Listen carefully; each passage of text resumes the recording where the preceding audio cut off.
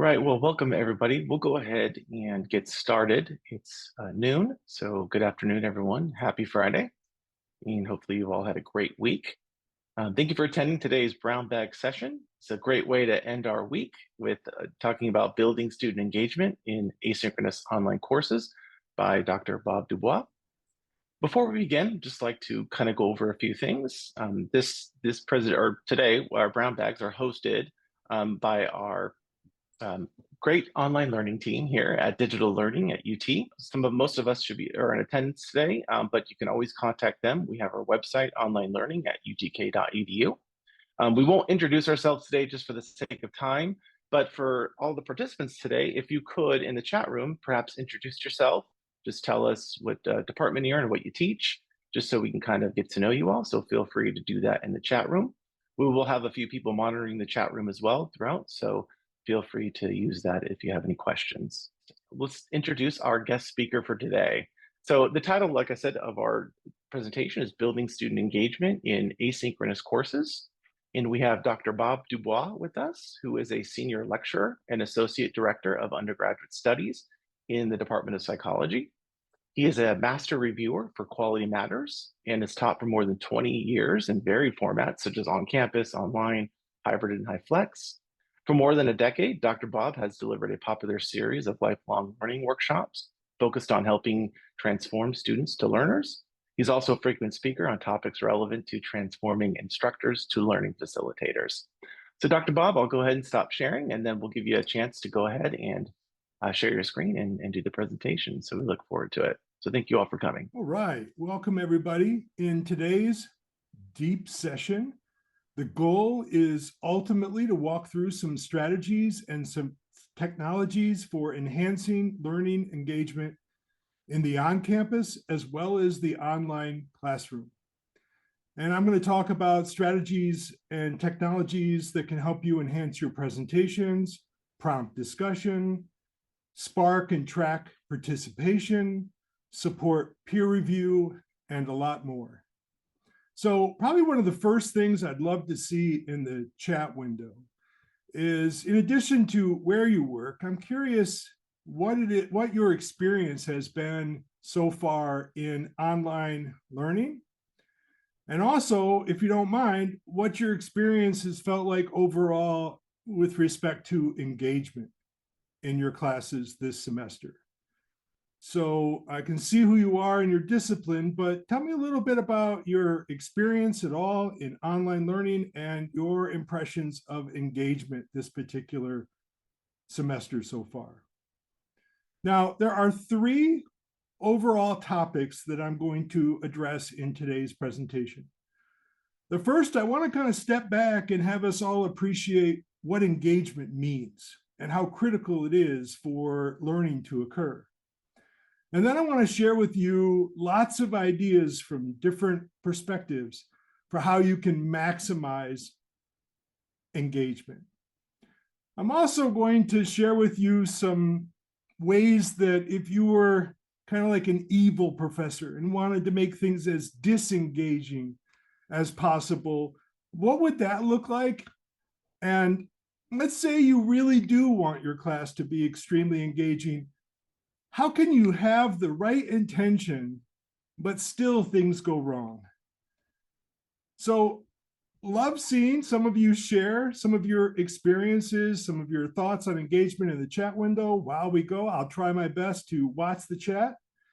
In addition, at the end of the presentation, or maybe sometime during the presentation, I suspect the slides that I have will be shared with you. So let's start by talking about what is engagement. And one of the things you're going to see on a few of my slides, and I hope you don't mind, is I actually spent some time with ChatGPT 4.0 just to see, because I was a little curious, like I do a tremendous number of things and I don't just want to share what I do. So I was just curious from my perspective, what could I learn from ChatGPT? And you'll see some ways that I used it to create some of the content for some of my slides.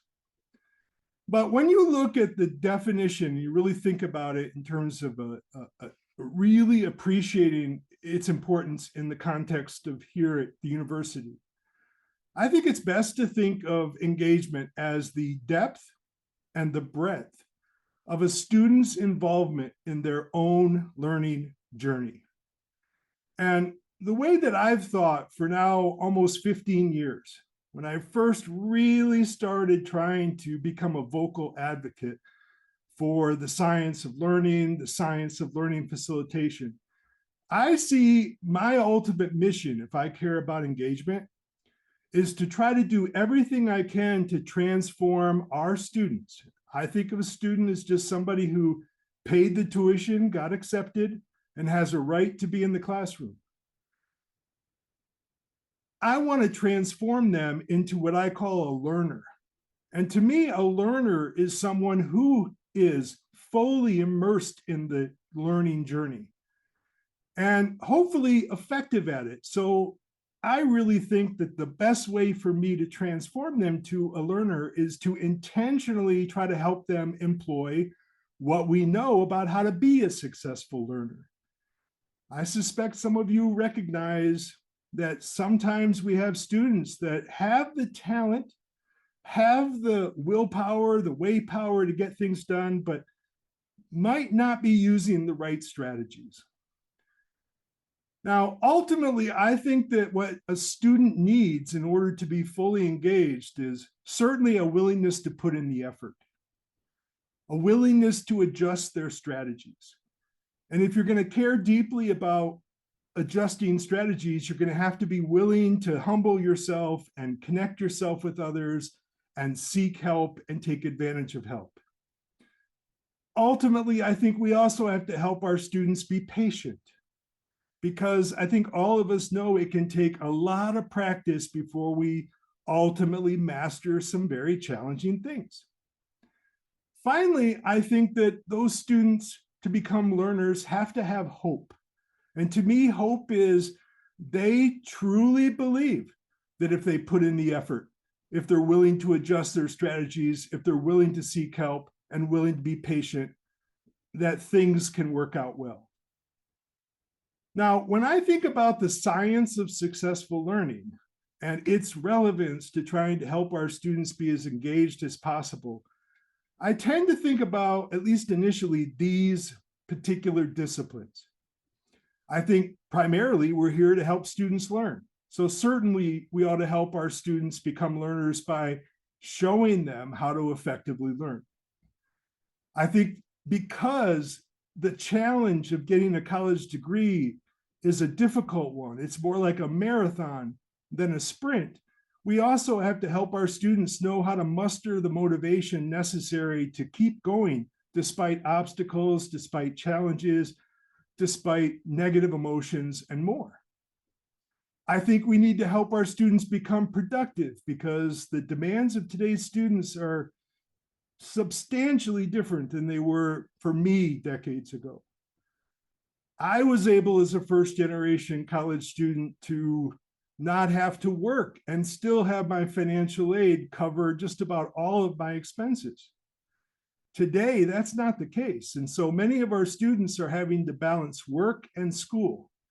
And then on top of that, I think we're doing a lot better job of trying to encourage our students to take advantage of experiential opportunities, research opportunities, internship opportunities, and more. Plus, I think it's fair to say that our students have to deal with other issues, family issues. Some cases we have students that are parents. And so I think it behooves us to also teach them how to be productive, how to actually manage multiple obligations and get those things done, but at the same time, get them done in an efficient and effective way so that you can have a life that's sustainable. I also think it's important that we emphasize vitality. The students need their body and mind to be as healthy as possible. And I think that it behooves us, if we want students to truly learn, to try to do everything we can to make sure that they're getting and are attending to their nutritional needs, their exercise needs, their sleep and rest needs. All of those things are critical. I also think that we know that there are a tremendous number of stressors in all of our lives. And so certainly helping our students become more resilient, learning not just how to focus on trying to resolve some of the negative emotions that they experience, but also trying to help them engage in problem solving when they experience challenge so that they can enhance their skills and make decisions about asking for social support and more that can help them stay in the learning arena. And finally, I'm really a big fan of trying to help our students flourish along the way. College doesn't have to be a miserable experience. In fact, ultimately, the college experience should be part of the practice of trying to develop a lifestyle that's sustainable throughout our life. And I think that we can value happiness and flourishing, not just for its own sake, because it's just the American way to pursue happiness, but I think that we need to recognize that when students are not happy, when they're not flourishing, when they're languishing, that is going to directly impact their ability to learn. Now, I asked ChatGPT to imagine that I was disengaged Bob, that I was taking perhaps my own course or another course, and I essentially was completely disengaged. I was not fully involved in the learning journey. What might I say?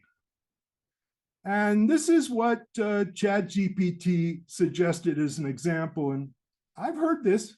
I've heard this from students, and some of you might have too. I just click through the lessons to get them done.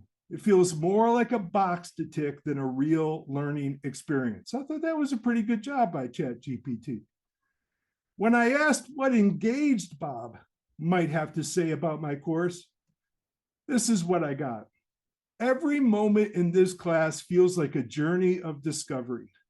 I dive into each topic with enthusiasm, connect with peers in profound ways, and find myself continually inspired by the depth and relevance of what I'm learning. Now, I would love to see all of the comments on my course evaluations lean toward engaged Bob. And that really is my goal. And my idea is that if you're going to do that, we have to do everything we can to get them involved in the learning process. So one of the things that I'm curious from, and I definitely spent some time with ChatGPT, it's certainly reflected on my own experience, have for years. What do you see as some of the behaviors, some of the things that Bob might say if he were in a class that was completely disengaging? So a class where there was a lack of depth and breadth of involvement by the students in their own learning journey. So I'm curious if some of you could add in the chat window some of your thoughts. What are the things that you would witness Bob doing? What are the things that you might witness Bob saying about the class? So would love to see some of your comments, and then I'll share with you all the things that ChatGPT shared with me. So I'd love to see some of you contribute in the chat window. What are some of the things that you notice when you see students disengaged, either behaviors or things they say? Suspect some of you are thinking about it. So certainly discussion responses. What do you see in those discussion responses? No online presence. What does that mean to you? Let's get down to the behaviors of the thing they say. On their phone, distracted, asking questions that are easily found in the syllabus or that have been covered extensively, camera turned off, class isn't meaningful, I'm not learning anything, they're talking to each other, it's dry, it's monotonous, there's no real critical thinking. Lots and lots of late work. I think you guys did an excellent job. But I think you'd also be shocked if you asked ChatGPT, hey, give me 200 indicators, you'll get them. And if you ask for 200 more, you'll get them. So it's sometimes fun just to explore what you see. So certainly missed assignments surface. Here are some of the things that I got from ChatGPT that they identified as what they thought were the most relevant behavioral indicators and verbal indicators. Have you seen infrequent logins? Do you look at your data analytics? Certainly incomplete assignments, we got that. Lack of participation, we got that. Rapid progression through the materials, isolation, no effort to clarify or really appreciate the nuance of what they're learning. distracted. You can see verbally, you're going to see a lack of enthusiasm, avoidance, minimal feedback, expressed disconnection, feeling overwhelmed, relying on others, disinterested in discussion, a general negativity. Here are a few more. In this case, what you see when you focus on engagement.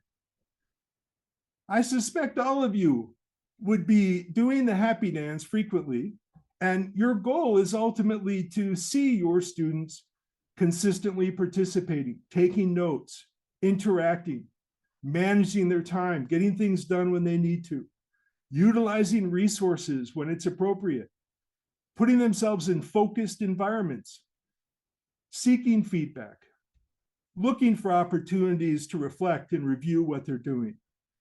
And you can see verbally expressing enthusiasm, sharing insights, acknowledging their challenges,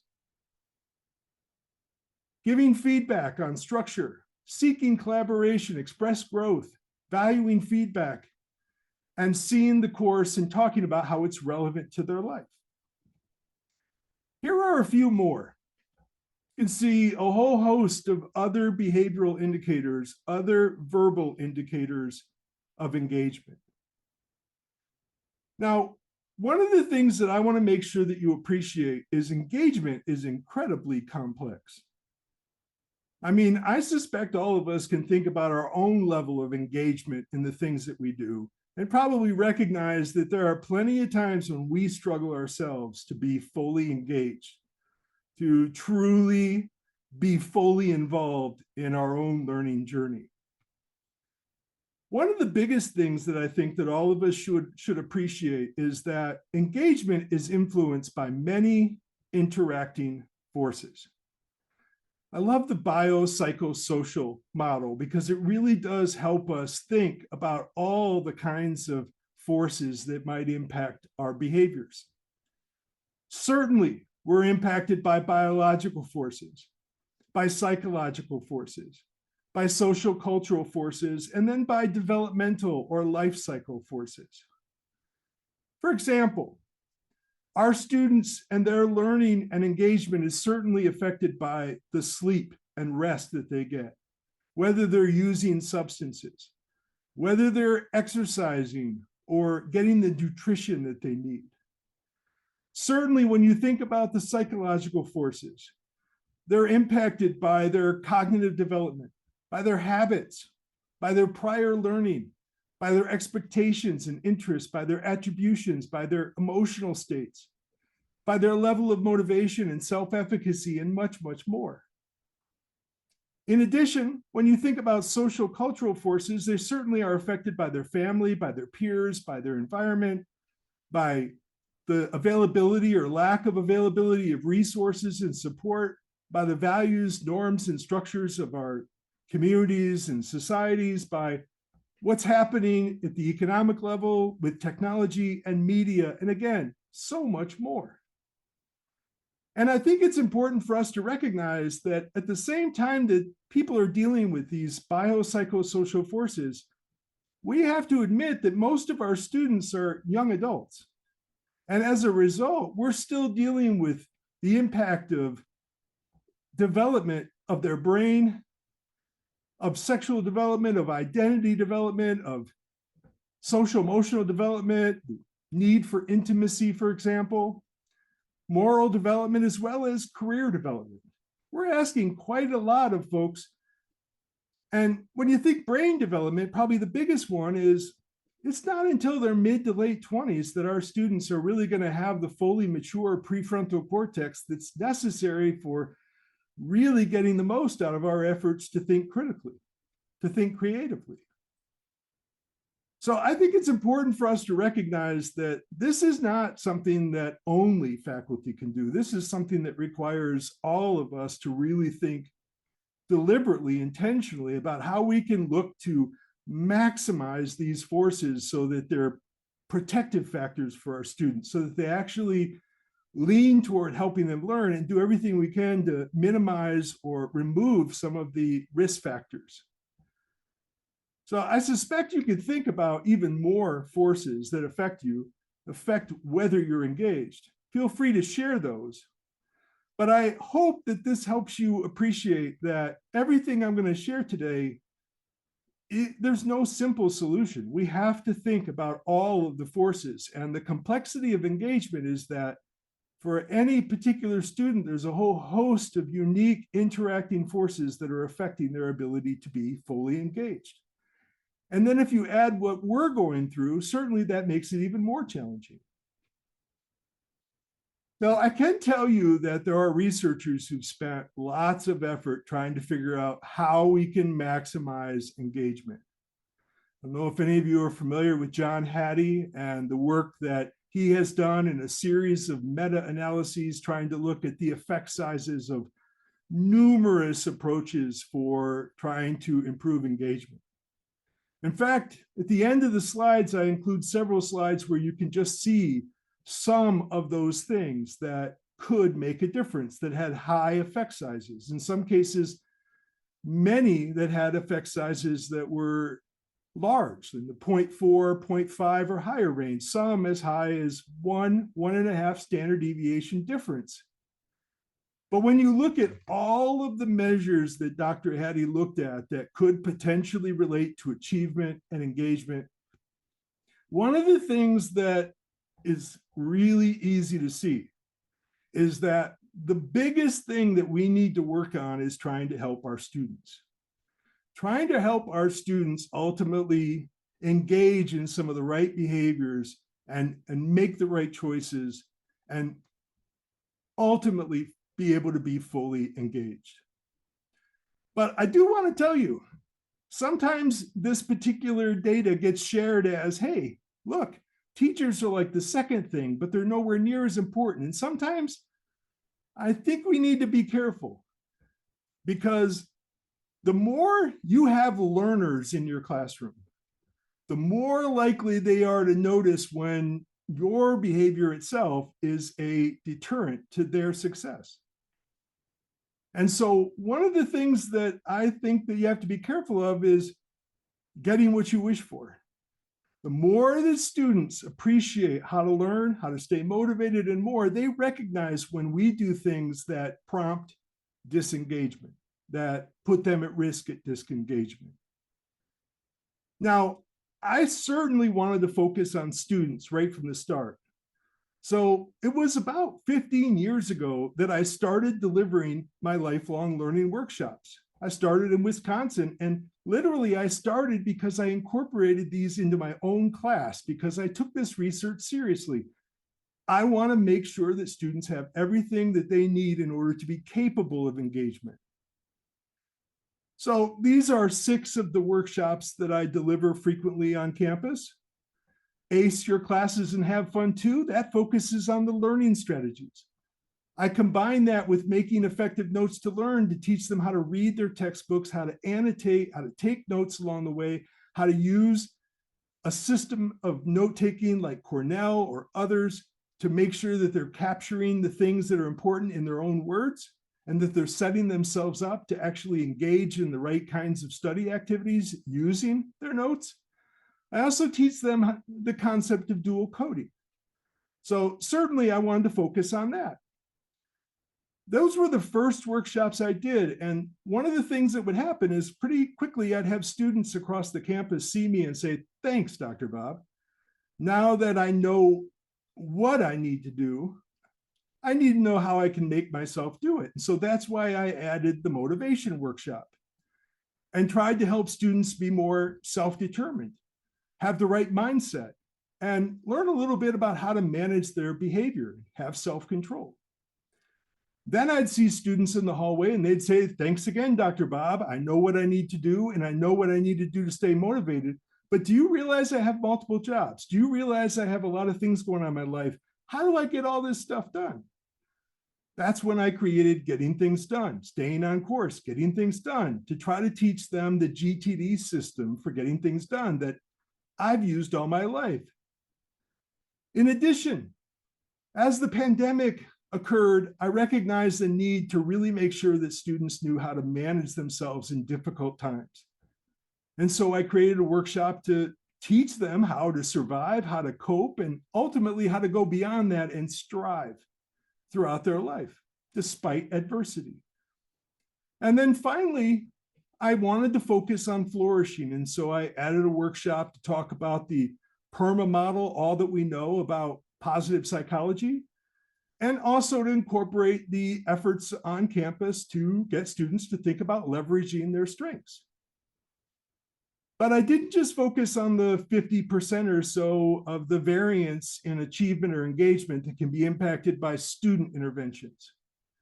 I also recognize that ultimately, if you're going to be a successful learner, it's going to mean that you have more than just an instructor. You also have what I like to call a learning facilitator, someone equally knowledgeable about the science of teaching and learning, as well as somebody whose focus is to transform their students to learners. So I created some workshops that focused on the student side for faculty, including several full-day workshop presentations at the community college level and throughout the state of Wisconsin, trying to help faculty transform students to learners and transform themselves to learning facilitators.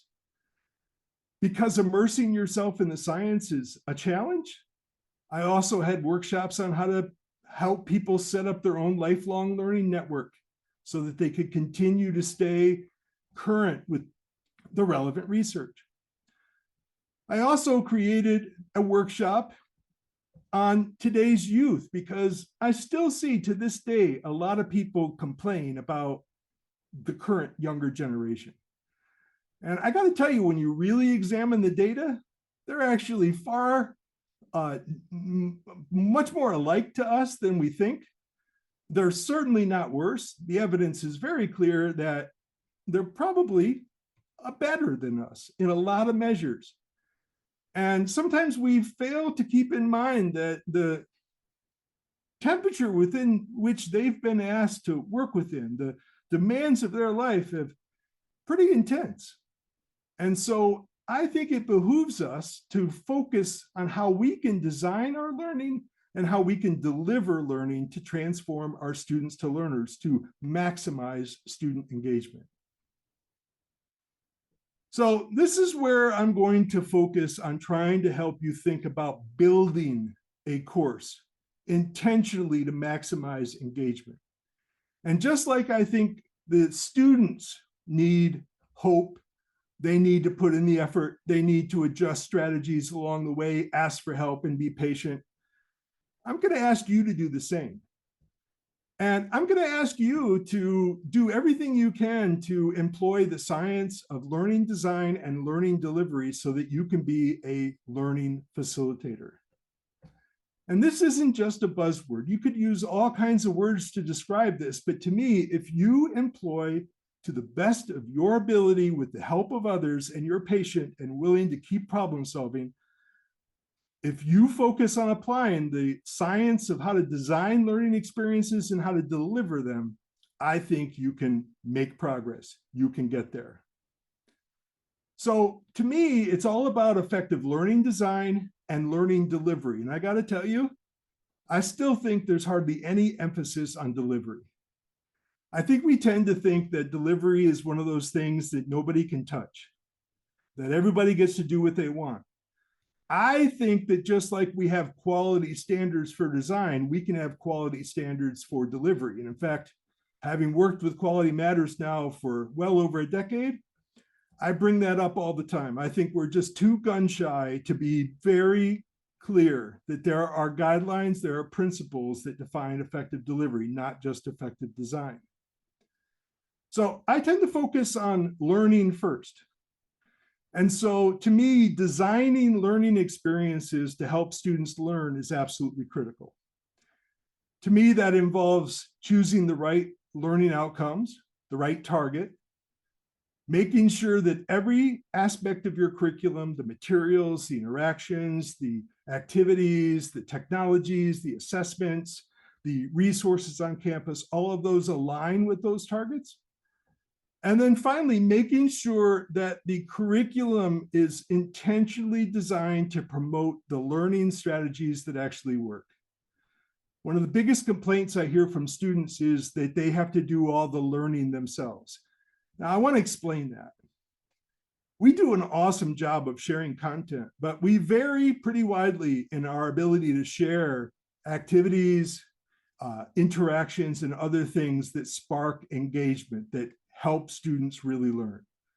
A lot of times when students come to my workshops, they're asking, what do I do when I study? And they're likely doing the exact opposite of deep processing and developing a sense of accurate metacognition, which is what I think of think, or distributing and interleaving their practice, which is space, or engaging in retrieval practice. They're usually instead shallow processing or strategically processing, cramming the night before or a couple of days before important deadlines, and avoiding tests like they're the devil. Now, in order to focus on learning, we have to then back up and think, in my delivery, in what I share, I also need to think about all the things that affect learning. And I got to think about them in a biopsychosocial context. I got to think about all the reasons why my curriculum might not engage students. And then I have to deliver that curriculum. And that's where I focus on 3 overarching principles. The first one is, if we're going to deliver curriculum effectively so that students are engaged, we have to ally with them. We have to make them see that we see our purpose as ultimately forming an alliance with them to help them learn, to help them be successful. We also need to appreciate that students come varying widely in their level of motivation. We have to leverage the alliances that we build in order to influence our students, to help them get more motivated. And ultimately, I think one of the best ways we can do that is to model the very behaviors, the very philosophies that we preach, that we teach. So I want to take some time just to walk through this. This is really the meat of today's presentation. When you think of an effective target, when you think of beginning with the right end in mind, personally, I think the things that matter the most, things here in this bright red, learner-centered, prominently displayed in the course so that people know this is exactly what this course is going to focus on, and ultimately suited to the ultimate purpose and the level of the course, and I would add, to where that course fits into the program. One of the best ways that we can maximize engagement is to start out with learning objectives that are relevant, that are meaningful, that are clear, and that are measurable.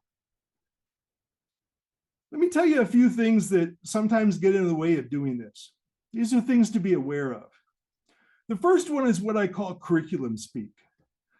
This is when you're just going through the emotions and creating curriculum that basically is going to look really nice in a bunch of documents and look really awesome in your course. But it's not written at a level that students understand. It's not even written necessarily at a level that you totally understand. It's just a vague kind of abstract set of curriculum-related words, but they ultimately aren't consistent with the mission of the course. The second thing is curriculum creep. I see this an awful lot. Having spent decades since college, I see we're still teaching everything that I learned decades ago, and then we've added a lot more to it. The chapters are getting longer. There's a lot more bolded words. There's a lot more stuff. And sometimes it's driven by textbooks. Sometimes we just teach whatever the textbook has, instead of looking very carefully at that set of concrete, meaningful objectives and deciding to build the curriculum from there. And then finally, curriculum by committee, where we try to satisfy everyone's needs and ultimately don't do a very good job of satisfying the core needs. I think most of us are probably recognizing we need fewer learning objectives and more opportunity to go deep. And those objectives need to pique the engagement of our students by being relevant and meaningful. Now, once you've identified those learning objectives, and this identifying the right learning objectives for me started probably 15, 20 years ago when I got really frustrated because I started out like a lot of us and do and just picked a book and then taught that book. And then recognized, you know what, there's actually, if I was really intentional about it, there's no need for them to know all of this stuff. And in fact, when we act like there is, we end up emphasizing a shallower form of learning because what we really want them to do is master the stuff that's especially relevant to them being successful in their life. And so I think we have to design curriculum to the target, not to the textbook, not to a whole series of wishes, but what we think are the minimal targets necessary to accomplish the mission of this course. For example, I teach an Introduction to Psychology course. For far too many universities, that course is just a memorization course focused on getting exposed to the entire body of key ideas in psychology and completing tests to show your mastery. I think it's much more appropriate to try to get people to actually give a darn about psychology and value it and know where to go to see evidence-based psychology and ultimately appreciate how throughout their life, their career will be better if they start using it. To me, it's a lot more exciting. Instead of doing a laundry list of fire hose lectures, sharing everything, I'd rather focus right down to the kinds of problems, the kinds of issues that are directly relevant to our students, like stress, like love, like how to be successful and use psychology to really do well in your classes. So to me, when we're building our curriculum, it also has to be learning-centered, it has to be current, it has to be varied, and most importantly, it has to be scaffolded so that all of the learners can be successful. We did everything we can to select the very best learners we can. We have to accept where they're at when they come and build curriculum that meets those students where they're at. And ultimately, we have to fulfill the promise we give that we can help them learn, we can help them succeed. That means carefully selecting the assessments, the activities, the materials, the technologies, the interactions, the support that we're going to offer in order to make that work. Now, where does this go wrong? There's three big areas. The first one is what is called the curse of knowledge. Most of us know this stuff so well that we forget that it was actually a difficult journey to get to that point. And so we skip a lot of the work that we had to do, a lot of the difficult work that we had to do in order to appreciate and understand the complexity of what we now know. And we go straight to the end and we don't walk through with our students really slowly and intentionally the core prior knowledge they need in order to make the progress they want. I think a lot of students reach a point in their course where they are presented with concepts in a single lecture that overwhelm them. And often at that point, that's when they might make decisions to exit. I think sometimes we have to look at the things in our courses that are difficult, that are bottlenecks, that are things that people struggle with repeatedly. And we have to think about how we can present this in a way that would be more appropriate to our younger self before we had mastered this stuff. The other thing is, I think a lot of people say, I've got active learning, but it's not actually aligned with their goals. They put people into groups and they do things that are fun, but in the long run, the students aren't that engaged because they don't see it as directly relevant to their future, to what they're doing. And then finally, sometimes by trying to cover too much and not thinking really strategically about really helping students master a few things, we end up putting students in a situation of cognitive overload, not giving students the time, the effort, the practice they need to be successful. Now, backwards design is really challenging. That's kind of what I've just shared with you, targeting your objectives and then identifying your assessments and activities and more. I'm going to share with you a simpler way to think about making your course better. It's called the +1 approach. Basically, what this means is that every time you have a student who, in your opinion, is struggling to be a learner, that to you is a moment to relook, re-examine your curriculum.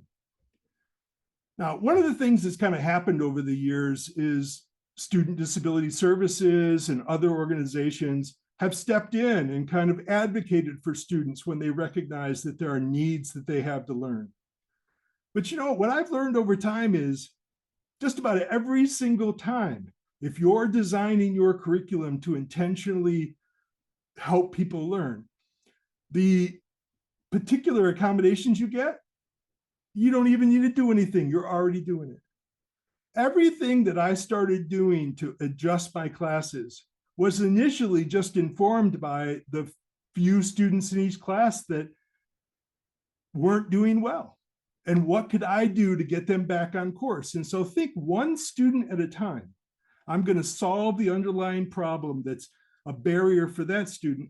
And you know what? Likely what we see with UDL is when we intentionally help people who need those accommodations, we find that there are benefits for everyone. So I think we ought to start thinking about those particular students that struggle as evidence that our curriculum is a little disabled, not that the students are disabled, that we're not meeting their needs. I know this is really hard sometimes to hear, but I also think that it's important that we recognize that you could design really pretty curriculum, but it's not necessarily designed to help students actually learn.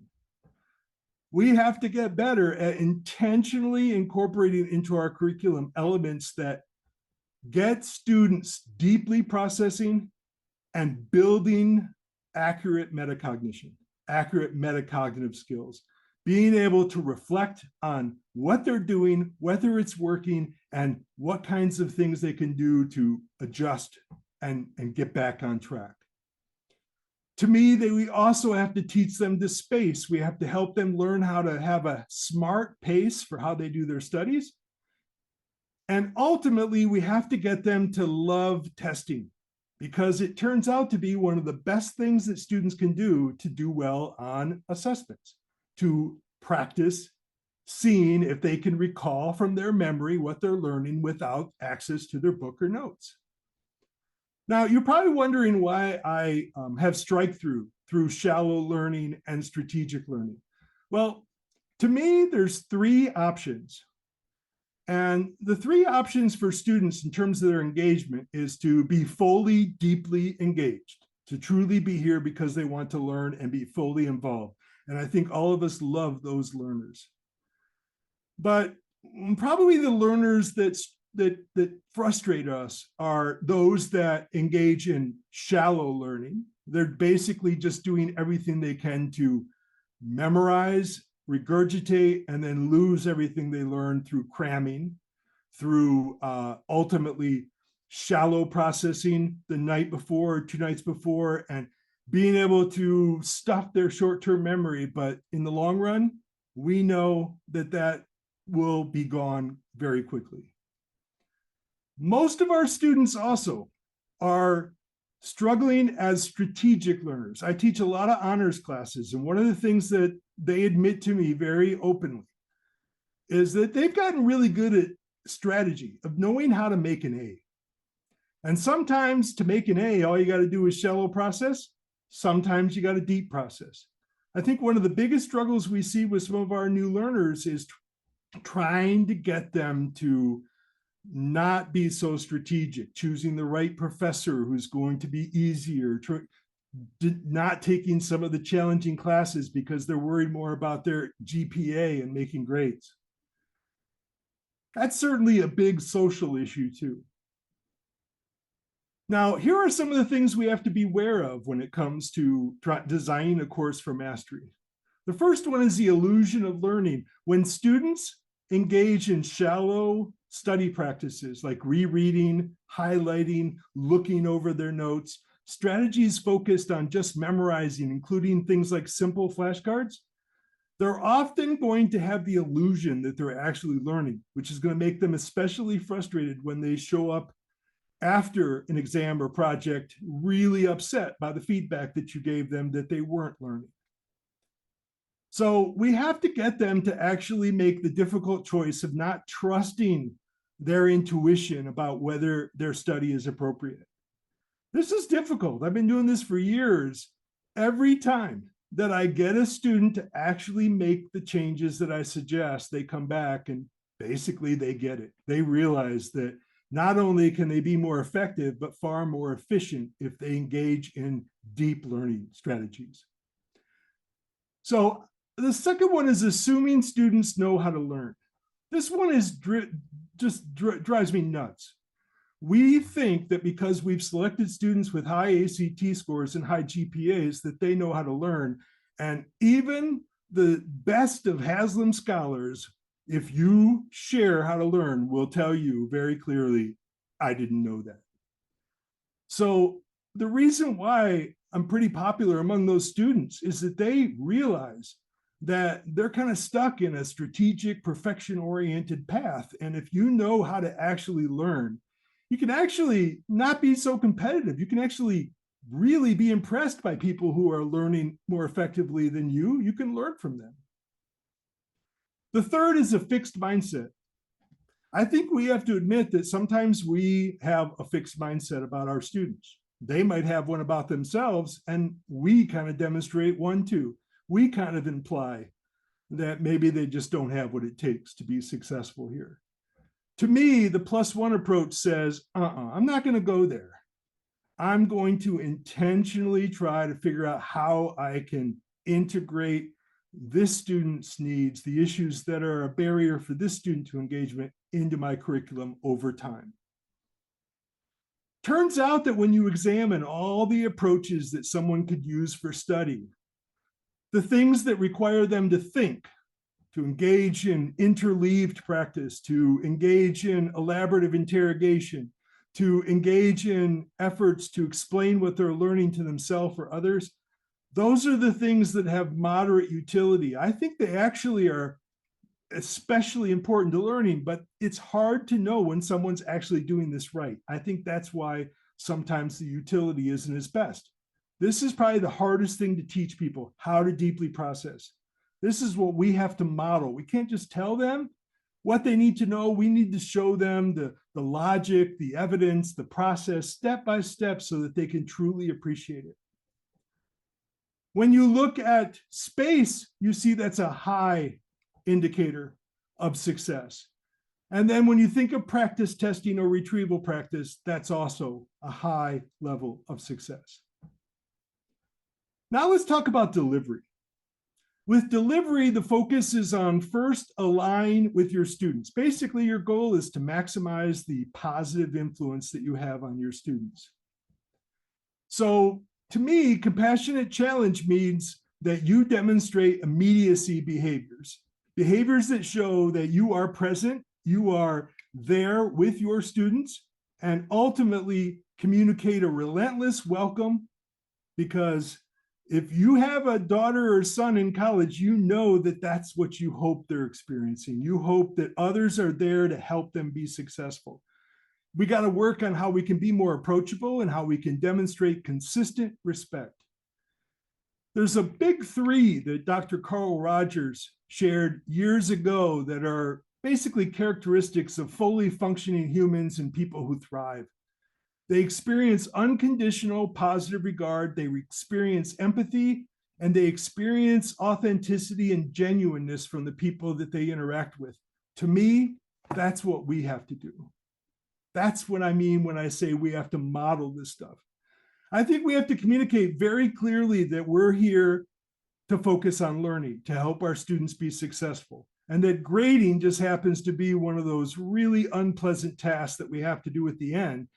But we have to treat that grade as basically a not yet grade and not communicate that you'll never get it. Because I think if we were true models, we'd be honest with our students that we didn't get it the first time either for everything.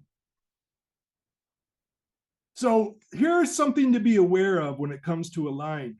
There's a lot of research that shows that even brief exposure to somebody, we want to make a judgment.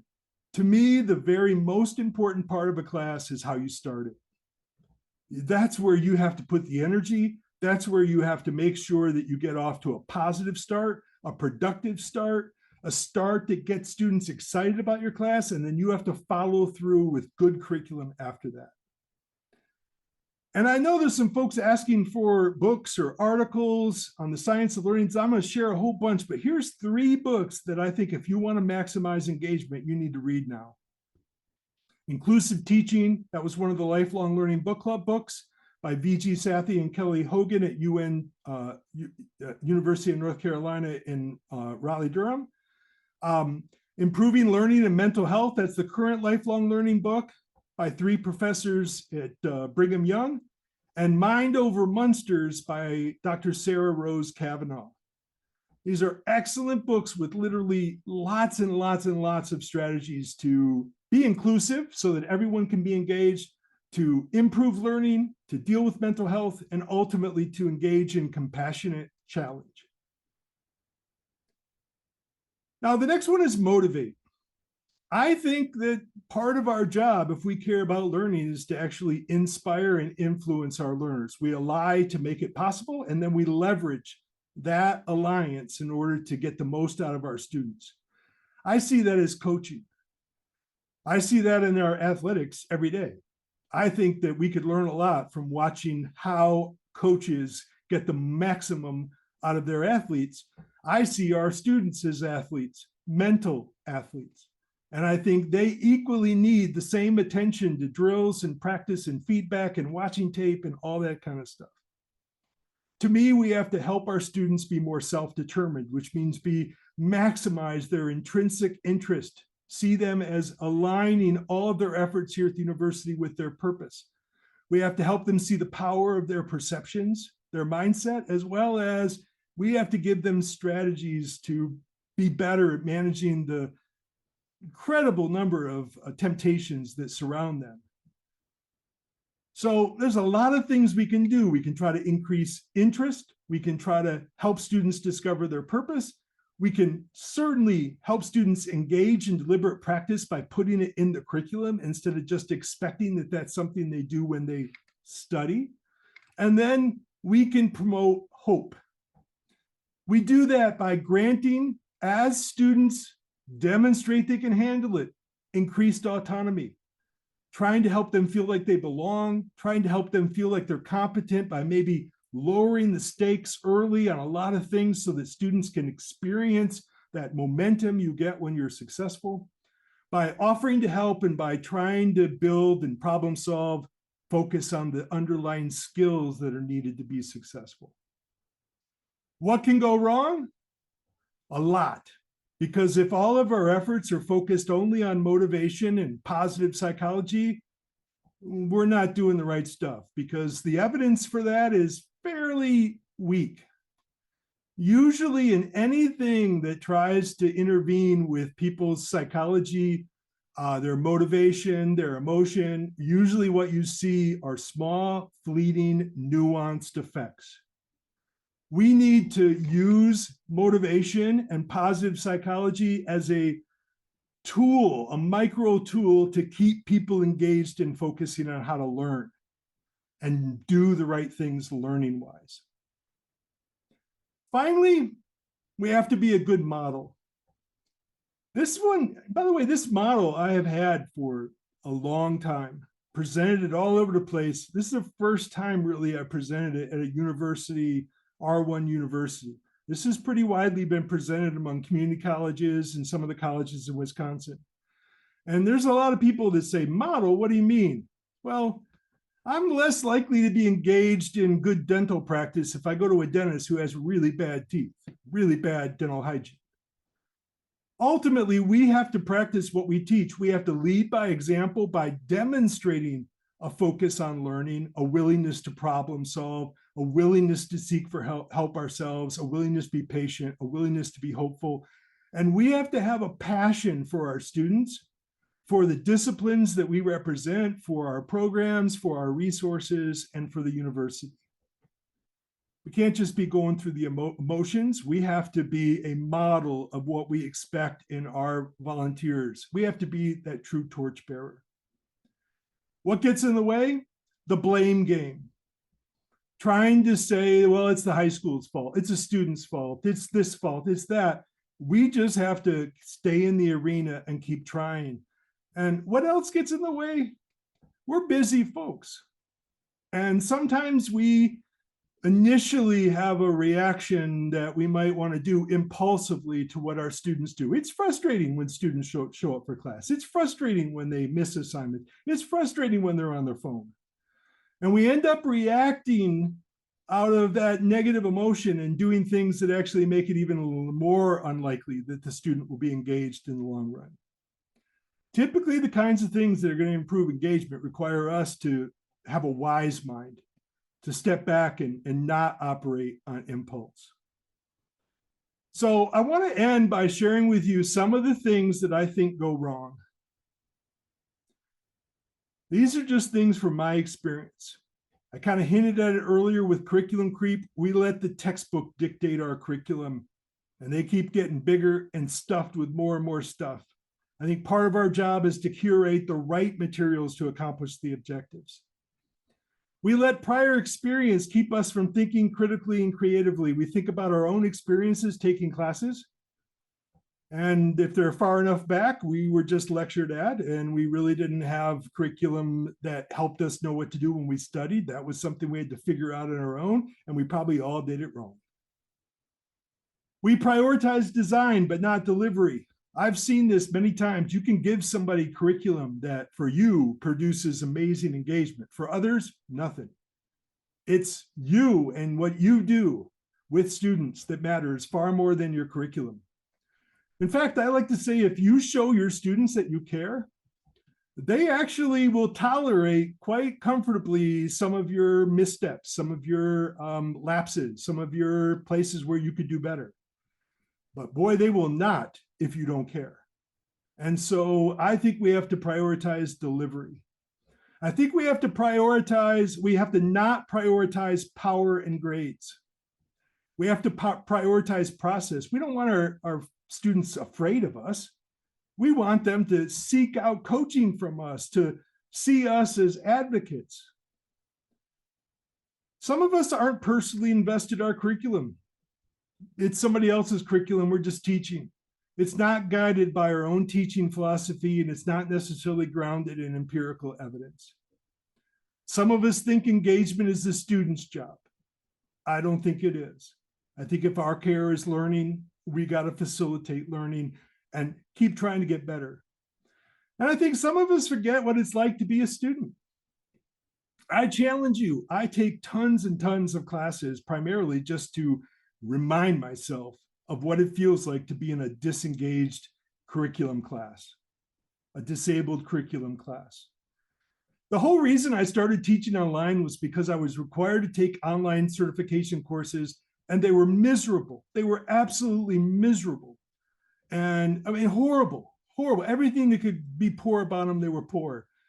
And instead of being part of just the blame game, I said, I want to teach one. I'm going to show you how to do this. So I hope some of you will step up and say, we can build high quality, high engagement asynchronous courses. Finally, I think we forget what it takes to become a learner. We forget of how much we had to go through to be where we're at. Some of us stopped learning about teaching a long time ago. And if you think about the model that I shared, we target the wrong outcomes, fail to align our curriculum and focus on mastery, and we fail to ally, motivate, and model. I challenge you, where are you on the learning journey to be a learning facilitator? I was naively confident for a long time. Once you expose yourself to the science, once you start reflecting on what you're learning, you're going to be first discouragingly realistic. You're going to realize we have a demanding profession. And then you're going to start the difficult process of trying to be better. And to me, that means reflecting every semester on what went right, what didn't go right, and using the science of teaching and learning to enhance the zone of possibility that you'll change. Here are a few books that I highly recommend. These are books that provide lots and lots of strategies for engagement, for assessment, for collaborative learning. And here's my philosophy. If I can ever do the happy dance and drop the mic after every class and feel like I've finally got ultimate curriculum, that's when I retire. So I want to thank you all for being here. And there's a whole bunch of other information slides at the end. So the information slides at the end are basically some other ideas for engagement, including a list of some of my favorites. I've talked about those in prior brown bags. So this one, I hope, connected with you. It was just how do you think about the process of building engagement into your class? So I hope that you found this helpful. I know that we're wrapping up right now, but I hope that this connected with you, and I'd love to see any feedback that you have in the chat window. And thank you, David, for letting me go today. I think most of the questions got answered. Thank you so much, Dr. Bob. I appreciate your time. Everyone, thank you for attending. It's 1 o'clock, so we're right on time. Have a great weekend. We also, our next brown bag is October 20th, so we look forward to seeing you there. So thank you all for attending. Have a great weekend.